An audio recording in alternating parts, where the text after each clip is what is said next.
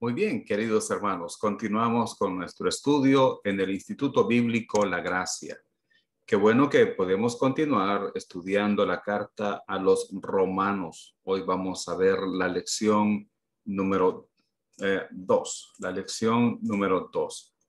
Esta lección tiene como título La justicia de Dios introducida. La justicia de Dios introducida. Y vamos a estar aprendiendo acerca de los aspectos prácticos del ministerio del apóstol Pablo. Vamos a aprender también acerca del corazón de pastor que tenía Pablo para con estos hermanos y también acerca de los creyentes en Roma. Así que le invito para que oremos juntos. Padre nuestro, muchas gracias te damos por tu palabra. Gracias porque continuamos, Señor, en este estudio, en esta carta a los romanos. Ayúdanos para que podamos aprender, para que podamos estar atentos a tu palabra.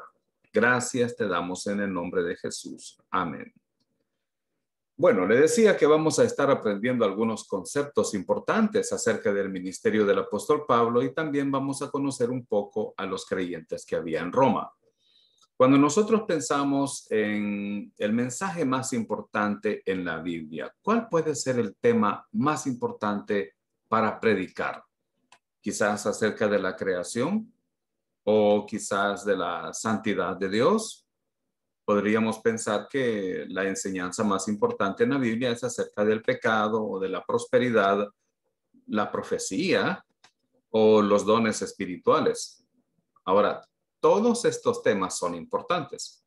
Obviamente, todos estos temas son bíblicos y son importantes, pero ¿cuál es el mensaje más importante que tenemos que predicar? Es el Evangelio. El Evangelio es el mensaje más importante que nosotros tenemos que predicar. Podemos hablar sobre la creación, sobre la prosperidad, sobre las profecías bíblicas, que son temas muy importantes. Pero el primero, el más importante, debe ser siempre el Evangelio. Ahora, el Evangelio de la gracia de Dios también se llama en la Biblia el Evangelio de la gracia, en Hechos 20:24. Se le llama el Evangelio de la gracia porque destaca la gracia de Dios en este mensaje. Se le llama también el Evangelio de Dios en Romanos 1:1 para enfatizar que el Evangelio viene de Dios para el hombre, no del hombre para Dios. El Evangelio son las buenas noticias de salvación de Dios hacia los hombres. El Evangelio también es conocido como el Evangelio de su Hijo en Romanos 1:9. ¿Por qué se le llama el Evangelio de su Hijo? Porque gira alrededor de la persona de Cristo. No es el Evangelio de la iglesia, no es el Evangelio de tus obras, es el Evangelio que trata acerca del Hijo de Dios. El Evangelio de la gracia de Dios también se llama en la Biblia el Evangelio de Cristo, en Romanos 1:16. Porque este mensaje también tiene su enfoque y su centro en Cristo Jesús. El Evangelio también se llama el Evangelio de la paz, en Romanos 10:15. El Evangelio de la paz, porque es el mensaje que nos habla de cómo tener paz para con Dios. Cómo tener paz para con Dios. Y también otro nombre con el que se le conoce al Evangelio es el Evangelio de tu salvación, en Efesios 1:13, porque nos enseña cómo Dios ofrece a los pecadores el regalo de la salvación, el regalo inmerecido de la salvación. Así que aquí tenemos una lista de nombres con los que se conoce el Evangelio. El Evangelio de la gracia en Hechos 20:24, el Evangelio de Dios, Romanos 1:1, el Evangelio de su Hijo, Romanos 1:9, el Evangelio de Cristo, Romanos 1:16, el Evangelio de la paz en Romanos 10:15 y el Evangelio de tu salvación en Efesios 1:13. En la lección anterior estuvimos aprendiendo por qué es tan importante tener un entendimiento de la gracia. Y decíamos que porque la gracia de Dios es la base para recibir el regalo de la salvación, la gracia de Dios es el medio para vivir una vida piadosa, una vida piadosa, como lo enseña Tito 2, 11 al 13. El evangelio de la gracia es el asunto principal en el crecimiento espiritual genuino, segunda de Pedro 3, 18. ¿Por qué es tan importante tener un entendimiento de la gracia? Porque la gracia de Dios es la fuente del servicio que honra a Dios, porque el enfoque del mensaje del evangelio, o porque la gracia de Dios es el enfoque del mensaje del evangelio que debemos proclamar. La gracia de Dios es la verdad en la cual Dios quiere que los creyentes estén establecidos, y la gracia de Dios es la regla de vida para todo creyente. El evangelio, hermanos, fue la pasión del apóstol Pablo. ¿Y dónde es que nosotros encontramos la explicación más completa, la explicación más detallada de este mensaje? Pues en Romanos. En Romanos es donde nosotros aprendemos mucho más acerca del evangelio. Ahora, es importante, me gustaría compartir con ustedes algunas opiniones que han tenido algunos hombres acerca de Romanos. Martín Lutero dijo: Romanos es la verdadera obra maestra del Nuevo Testamento. Contiene el evangelio más puro y es digna y acreedora no solamente a que el creyente la conozca, palabra por palabra, de corazón, sino que se ocupe a sí mismo de ella cada día como el pan cotidiano del alma.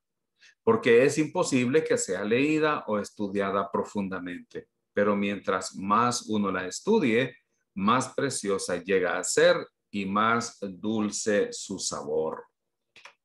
J. Vernon McGee dice: permítanme animarles a hacer algo que les proporcionará resultados maravillosos. Lea el libro de Romanos y léalo regularmente. Esta epístola requiere de todas las fuerzas mentales que nosotros tengamos. Y en adición necesita ser impregnada con oración y súplica para que el Espíritu Santo nos enseñe. Sin embargo, el creyente debe esforzarse por conocer Romanos, porque este libro da al creyente una sólida base de la fe. Seguimos conociendo más opiniones acerca de Romanos. Chester McCauley dice: conocer la carta a los romanos es conocer el cristianismo. Ignorar Romanos es estar en oscuridad espiritual. Romanos no es simplemente una epístola acerca del evangelio. Romanos es el evangelio. Y Harry A. Ironside dice: no hay duda de que la epístola a los romanos es la declaración más científica del plan divino para la redención de la humanidad que agradó a Dios darnos. Hermanos, no hay otro libro más importante en la Biblia para nosotros como creyentes que debamos conocer, estudiar profundamente como Romanos. Entonces tenemos el bosquejo de Romanos acá. Es un bosquejo muy importante que tenemos que estar recordando constantemente. Vemos la introducción al libro en el capítulo 1, versículos 1 al 17. Luego vemos el tema de el pecado y la condenación en el capítulo 1, 18 hasta el 3, 20, donde vamos a aprender acerca de la justicia de Dios requerida. Vamos a estar estudiando acerca de el hombre inmoral, que es culpable ante Dios. El hombre moral es culpable ante Dios. El hombre religioso es culpable ante Dios. Y todo el mundo es culpable ante Dios. Esta es la primera gran sección en el bosquejo de Romanos. Luego tenemos la salvación y la justificación. La salvación y la justificación en Romanos 3:21 hasta el 5:21. Aquí hablamos acerca de la justicia de Dios recibida. En otras palabras, ¿cómo se recibe la justicia de Dios? Vamos a estudiar la explicación de la justificación, que es por gracia mediante la fe, la ilustración de la justificación en la vida de Abraham, los resultados de la justificación, las bendiciones de Dios y el proveedor de la justificación, que es Cristo. La salvación y la santificación es el otro tema en Romanos 6, 1 al 8, 17. La justicia de Dios reproducida, la santificación posicional, la santificación práctica, la santificación impotente y el poder de la santificación. Y por último, recuerden que estamos en un estudio de Romanos 1 al 8. Del capítulo 1 al capítulo 8. El último tema que vamos a hablar, del que vamos a hablar, es la salvación y la glorificación. Romanos 8, 18 al 30. La justicia de Dios realizada. Así que este es un panorama general del bosquejo de Romanos. Vamos a estar estudiando entonces los aspectos personales del ministerio de Pablo y el alcance práctico del ministerio de Pablo. Leamos entonces lo que dice Romanos capítulo 1, versículos 1 al 7. Pablo, siervo de Jesucristo, llamado a ser apóstol, apartado para el evangelio de Dios que él había prometido antes por sus profetas en las santas escrituras, acerca de su Hijo, nuestro Señor Jesucristo, que era del linaje de David según la carne, que fue declarado Hijo de Dios con poder, según el Espíritu de Santidad, por la resurrección de entre los muertos, y por quien recibimos la gracia y el apostolado para la obediencia a la fe en todas las naciones por amor de su nombre, entre las cuales estáis también vosotros llamados a ser de Jesucristo, a todos los que estáis en Roma, amados de Dios, llamados a ser santos, gracia y paz a vosotros de Dios nuestro Padre y del Señor Jesucristo. ¿Quién escribió la carta a los romanos? Pues fue el apóstol Pablo. Vamos a aprender un poco acerca del apóstol Pablo. ¿Qué sabemos de él? ¿Qué nos enseña la Escritura acerca del apóstol Pablo? En Filipenses capítulo 3, versículos 4 al 6, vemos estas palabras. Aunque yo también tengo de qué confiar en la carne. Si alguno piensa que tiene de qué confiar en la carne, yo más. Circuncidado al 8º día, del linaje de Israel, de la tribu de Benjamín, hebreo de hebreos, en cuanto a la ley, fariseo, en cuanto a celo, perseguidor de la iglesia, en cuanto a la justicia que es en la ley, irreprensible. Entonces vemos que él era un judío, él era de la tribu de Israel, él había sido circuncidado conforme al rito de la ley al 8º día. Él se llama a sí mismo hebreo de hebreos. Vemos que también era religioso, sumamente religioso, tanto que dice que era un fariseo irreprensible. Este es el apóstol Pablo. Luego, en Hechos capítulo 7, versículos 56 al 58, dice la Escritura, y dijo, he aquí veo los cielos abiertos y al Hijo del Hombre que está a la diestra de Dios. Estas palabras las dijo Esteban. En versículo 57 dice, entonces ellos dando grandes voces se taparon los oídos y arremetieron a una contra él, o sea, contra Esteban, y echándole fuera de la ciudad le apedrearon. Y los testigos pusieron sus ropas a los pies de un joven que se llamaba Saulo. Aquí vemos a Saulo en el libro de los Hechos, siendo al menos estaba presenciando la muerte por lapidación de Esteban. Pero él estaba participando y permitiendo la muerte de Esteban. Y continuando con la lectura, en Hechos capítulo 8 dice, y Saulo consentía en su muerte. Quiere decir que Saulo estaba de acuerdo en que mataran a Esteban. En aquel día hubo una gran persecución contra la iglesia que estaba en Jerusalén y todos fueron esparcidos por las tierras de Judea y de Samaria, salvo los apóstoles. Y hombres piadosos llevaron a enterrar a Esteban e hicieron gran llanto sobre él. Y Saulo, ustedes saben que este es el mismo Pablo, Saulo asolaba la iglesia y entrando casa por casa arrastraba a hombres y a mujeres y los entregaba en la cárcel. Este es el pasado de Pablo. Se llamaba Saulo, era un perseguidor de la iglesia, era un fariseo, fue un consentidor en la muerte de Esteban. Ahora, haciendo un breve resumen, en Filipenses 3, 4 al 6, vemos que él era perseguidor de la iglesia. En Hechos 7, 56 al 58, él participó en la muerte de Esteban y además de eso, él asolaba la iglesia. Eso es lo que acabamos de ver en los versículos anteriores. Y en Hechos 9, 1 al 6, Hechos capítulo 9, versículos 1 al 6, encontramos la conversión de Saulo. La Biblia dice que mientras él iba a Damasco para perdón, hermanos, estoy mal de mi garganta, para perseguir a los creyentes, él se encontró con el Señor, o el Señor lo encontró a él, mejor dicho. Y él pronunció estas palabras: Señor, ¿qué quieres que yo haga? Y a partir del capítulo 9 del libro de Hechos, hermanos, la vida del apóstol Pablo cambió. Llegó a ser salvo y llegó a ser con el tiempo un apóstol del Señor. Entonces, eso es lo que sabemos de el apóstol Pablo. Entonces, veamos los aspectos personales del ministerio de Pablo. Él se presenta como siervo de Cristo. En el capítulo 1, versículo 1, Pablo, siervo de Jesucristo. Su perspectiva era la de un esclavo. Él tenía la perspectiva de un esclavo. La palabra siervo es doulos en griego, que significa esclavo. Pablo, como todo pecador,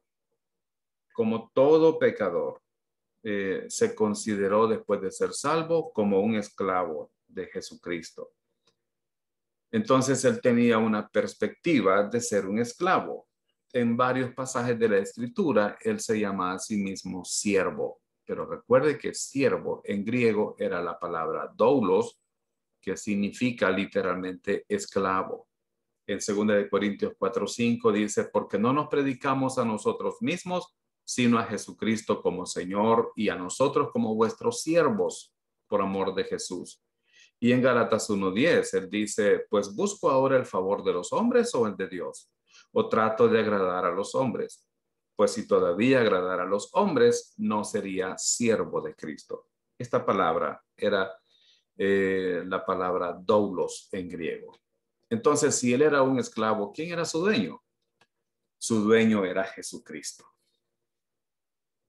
Él dice, siervo de Jesucristo. Su dueño era Jesucristo. Ahora él sabía que pertenecía a Jesucristo. Él había sido comprado del mercado de esclavos. Pablo fue liberado del mercado de la esclavitud del pecado. Él estaba muerto, él estaba como esclavo del pecado. Ahora que ha sido liberado por el Señor, él se considera siempre un esclavo, pero ya no es esclavo del pecado, ahora es esclavo de Jesucristo y el Señor Jesucristo tenía una misión o un ministerio para él. Su autoridad era la de un apóstol. Él dice en el capítulo 1, versículo 1, llamado a ser apóstol. Esta palabra significa que él había sido enviado, porque la palabra apóstol es una palabra griega que quiere decir enviado. Un enviado con una misión o con un mensaje. Su ministerio estaba envuelto en el evangelio de Dios.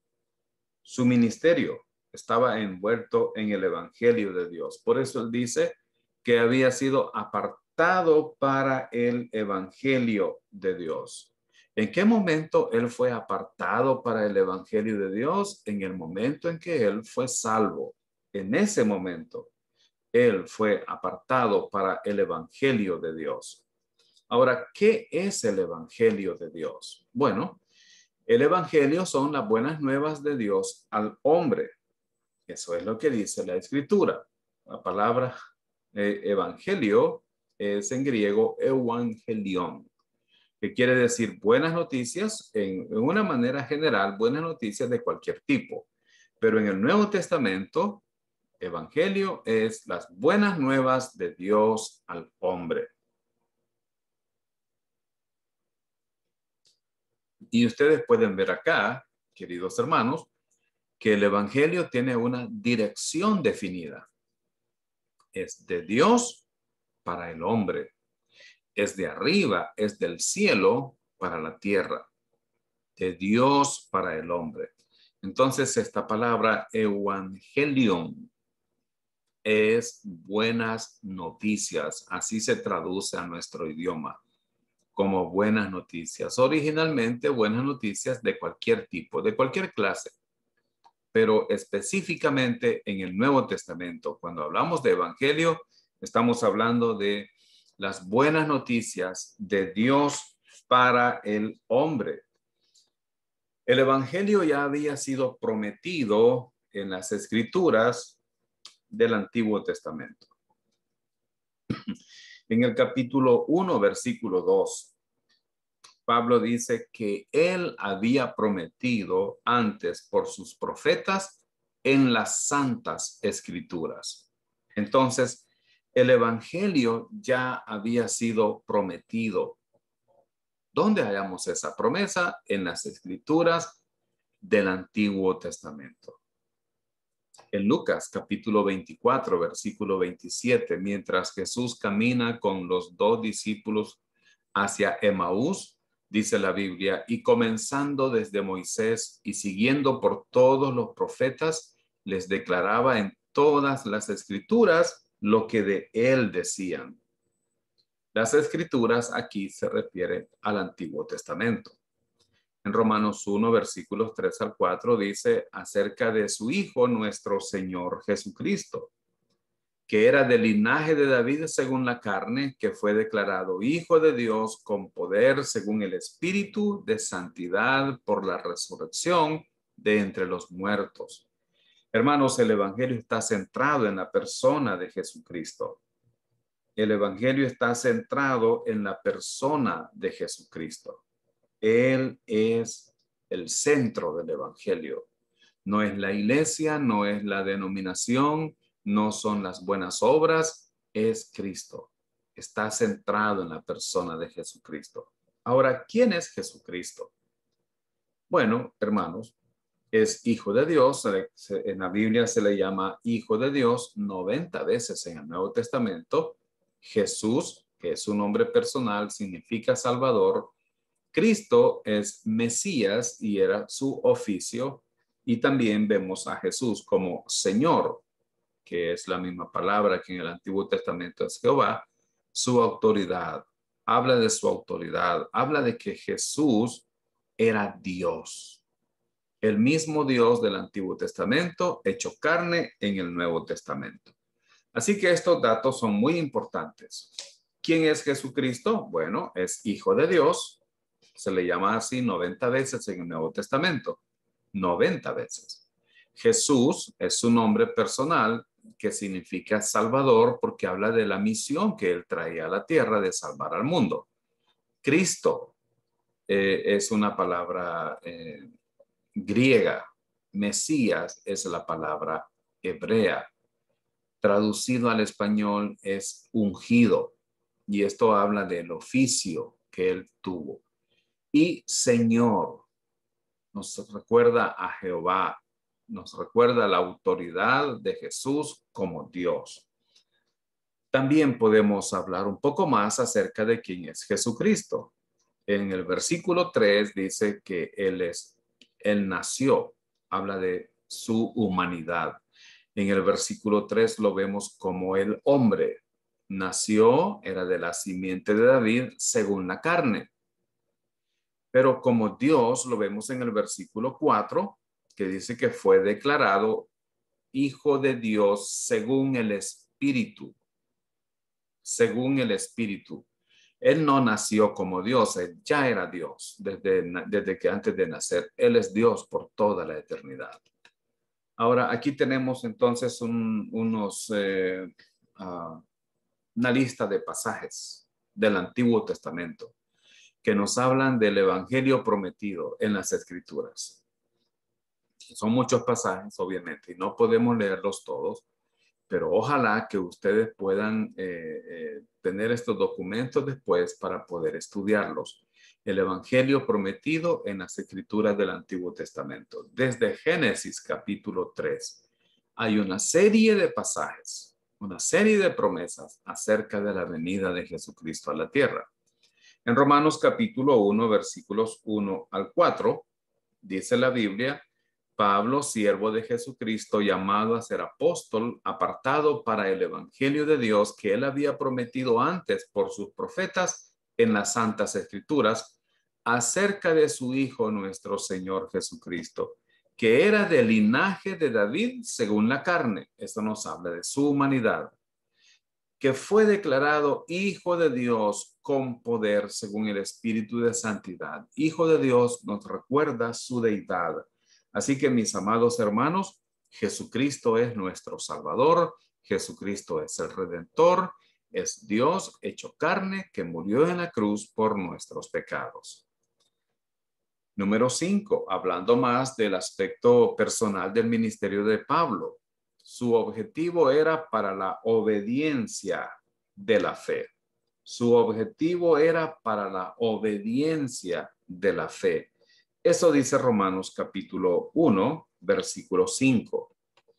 Y por quien recibimos la gracia y el apostolado para la obediencia a la fe. Entonces, Pablo había recibido la gracia. Quiere decir que este pasaje se refiere a su salvación. Recibir la gracia significa recibir la salvación. Pero había recibido de parte del Señor un ministerio específico que era el apostolado. Esto tiene que ver con los dones que Dios da a las personas. Y más adelante vamos a estar viendo que no hay más apóstoles, pero dejemos para más adelante ese tema. Ahora, ¿para qué había recibido él la gracia y el apostolado? Para la obediencia a la fe. ¿Qué significa esto? Bueno, en Efesios capítulo 2, versículos 8 al 9, dice la Escritura: porque por gracia sois salvos por medio de la fe. Por medio de la fe. Y esto no de vosotros, pues es don de Dios, no por obras, para que nadie se gloríe. Mis amados hermanos, la obediencia a la fe se refiere entonces a la obediencia que es por medio de la fe en Cristo Jesús. Este no es el tipo de obediencia que consiste en hacer algo, sino en creer algo. Somos salvos por gracia y es por medio de la fe. Cuando una persona obedece a la fe, es cuando pone su confianza en Cristo Jesús.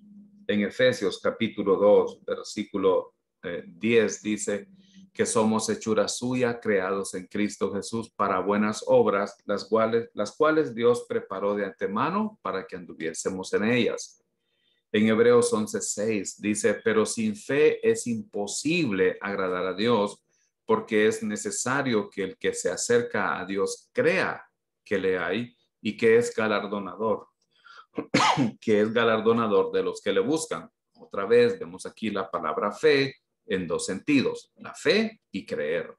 Y en Romanos 10, 16 al 17 dice la Biblia: mas no todos obedecieron al evangelio. Observe esta frase: no todos obedecieron al evangelio. Pues Isaías dice: Señor, ¿quién ha creído a nuestro anuncio? Así que la fe es por el oír y el oír por la palabra de Dios. ¿Quiénes son los que no obedecieron al evangelio? Son aquellos que no creyeron al anuncio. No todos obedecieron al evangelio. ¿Cómo sabemos que no todos obedecieron al evangelio? Isaías dice: Señor, ¿quién ha creído a nuestro anuncio? ¿Quiénes son los que no obedecen al evangelio? Los que no creen en ese mensaje. ¿Quiénes son los que obedecen al evangelio? Aquellos que creen en ese mensaje. Entonces, el propósito del ministerio del apóstol Pablo era para que la gente llegara a creer en Cristo Jesús. Ahora bien, ¿Ha usted obedecido el evangelio? Y si lo ha obedecido, ¿cómo es que lo ha obedecido? Lo ha obedecido por creerlo. ¿Cree usted que el evangelio es solo para un grupo selecto de personas? ¿Solo para algunos elegidos? No, hermanos, por supuesto que no. El evangelio es para todos. Toda persona puede ser salva. Ahora, la trascendencia era predicar el evangelio en todas las naciones. Pablo quería predicar el evangelio de Dios a todos los pueblos de toda clase de personas.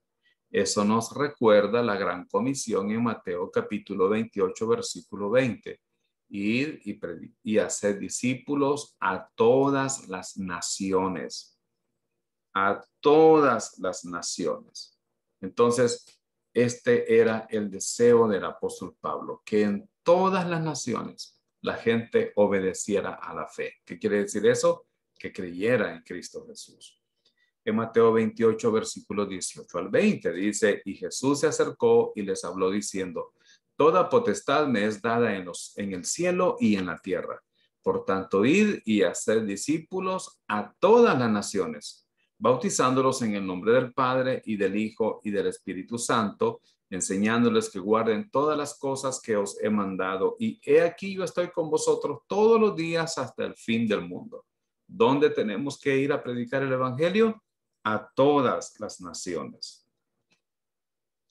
Su meta final era la gloria de Dios. En la expresión por amor de su nombre, el apóstol Pablo se está refiriendo a esto de la gloria de Dios. La creación, hermanos, glorifica a Dios.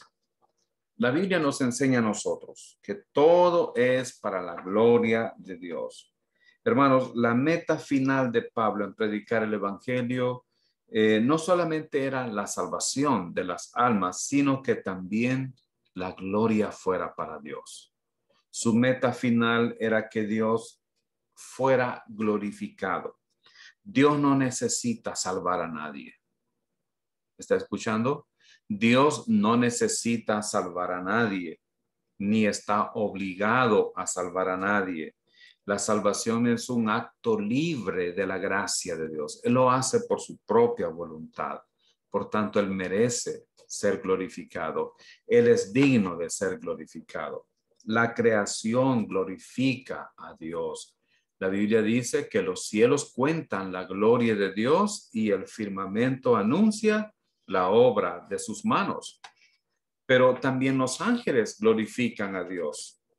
También los ángeles glorifican a Dios. En Isaías 6:3 vemos estas palabras de los querubines. Santo, santo, santo, Jehová de los ejércitos. Toda la tierra está llena de su gloria. Estas son palabras de los querubines que Isaías vio en la visión. Y los redimidos glorificarán a Dios en el cielo.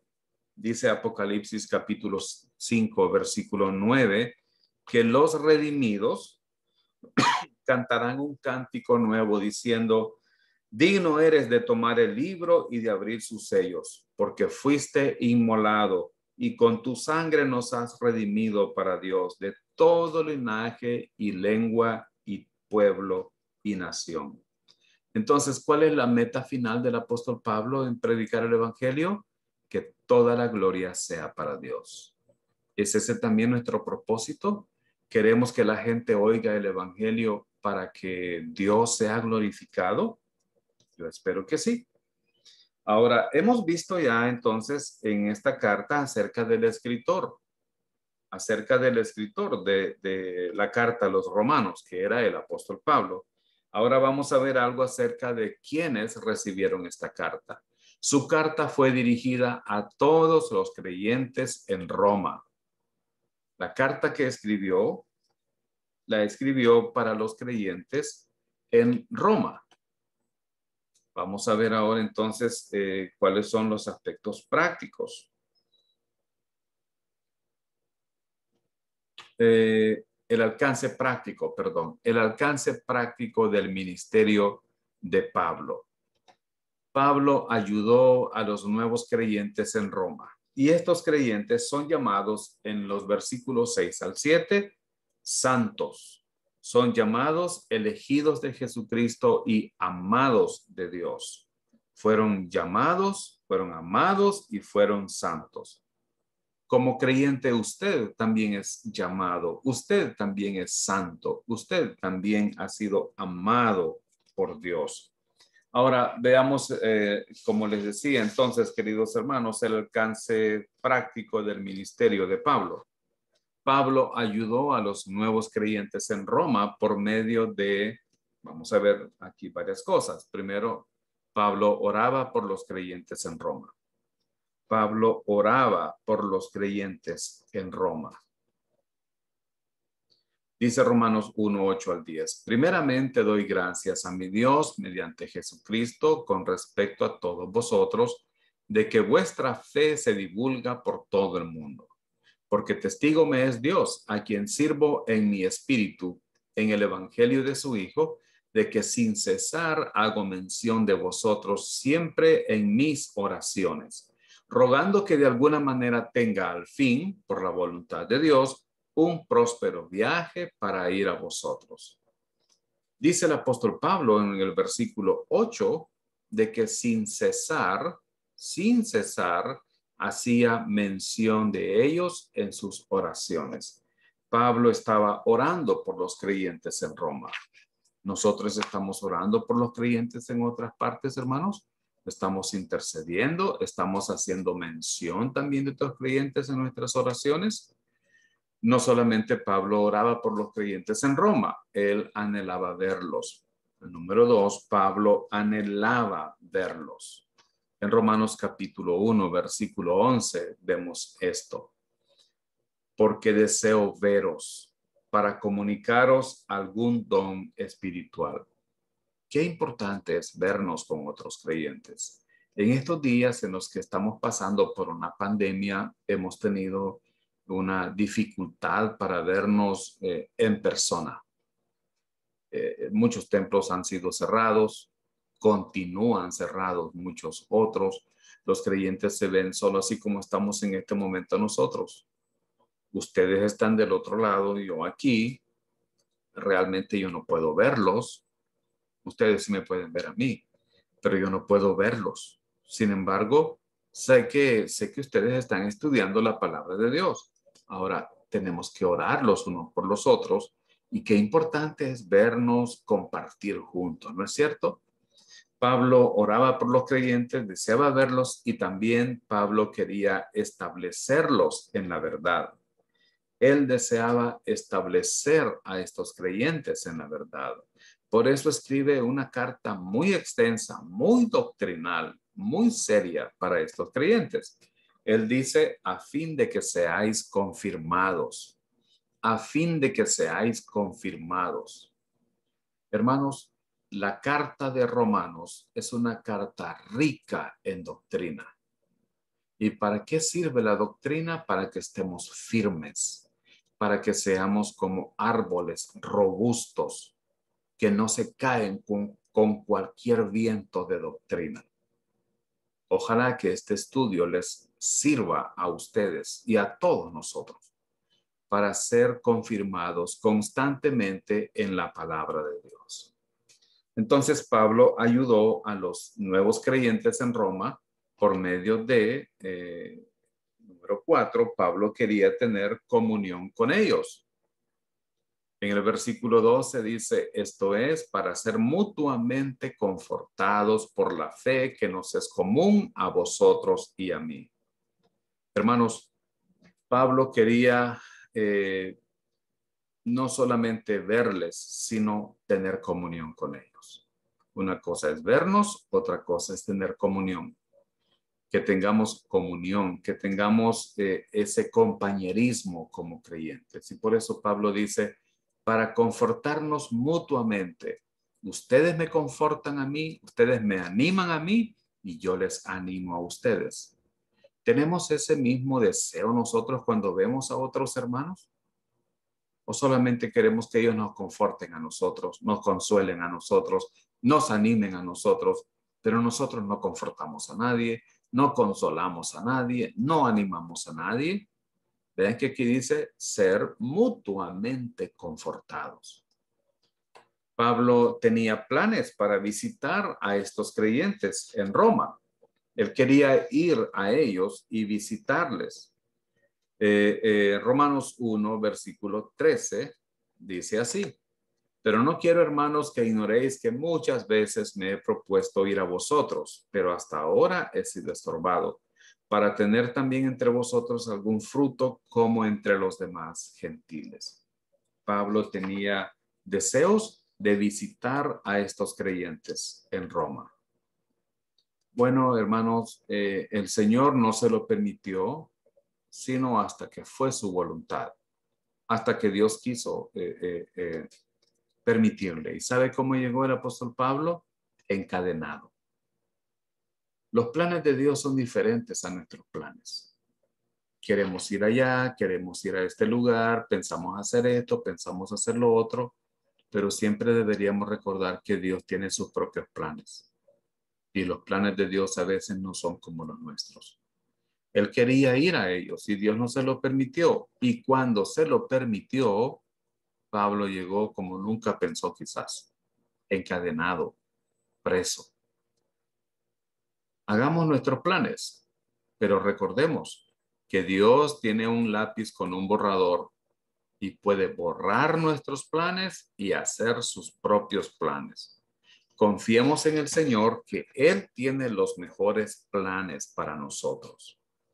Ahora, para ayudar a los creyentes, Pablo quería ayudar a los creyentes en Roma. ¿Cómo podemos hacerlo nosotros ahora?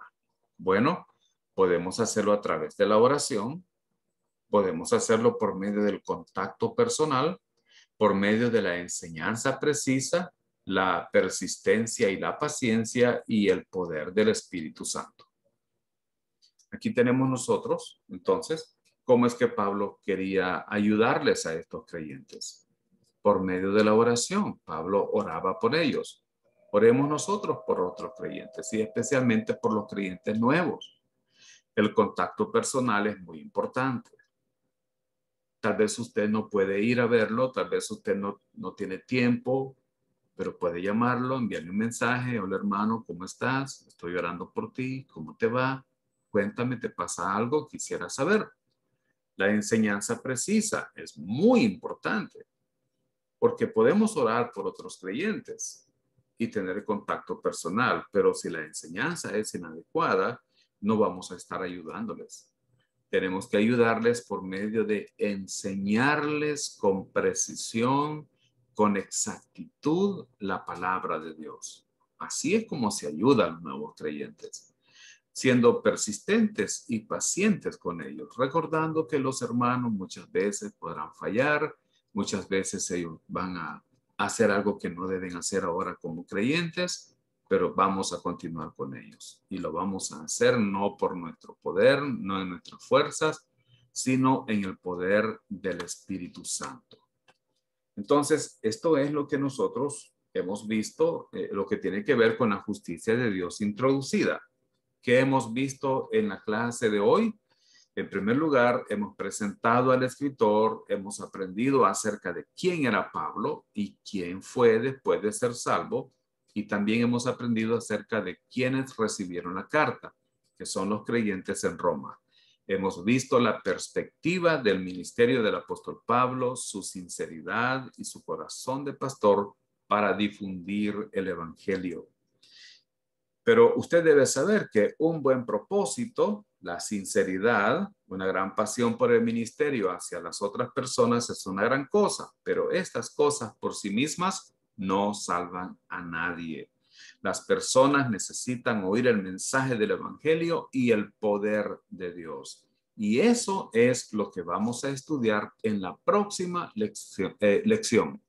El mensaje del evangelio, para que nosotros podamos aprender acerca de cuál es el mensaje que tenemos que predicar. Vamos a orar. Bendito Señor y Padre nuestro, muchas gracias te damos por esta lección. Gracias por el ministerio del apóstol Pablo y gracias por todo lo que aprendemos acerca de él. y también de los hermanos en Roma. Permítenos a nosotros, Señor, ser creyentes que podamos aprender del ejemplo del apóstol Pablo, amando a otros hermanos y sirviéndoles conforme a tu palabra. Te damos gracias en el nombre de Jesús. Amén. Bueno, yo quiero invitarle a usted a que siga estudiando con nosotros. Muchas gracias por prestar atención a esta enseñanza. En la próxima lección, en la lección número 3, vamos a estar hablando acerca del mensaje del Evangelio. Sigamos adelante, hermanos. Les animo a continuar estudiando. Que el Señor les bendiga a todos.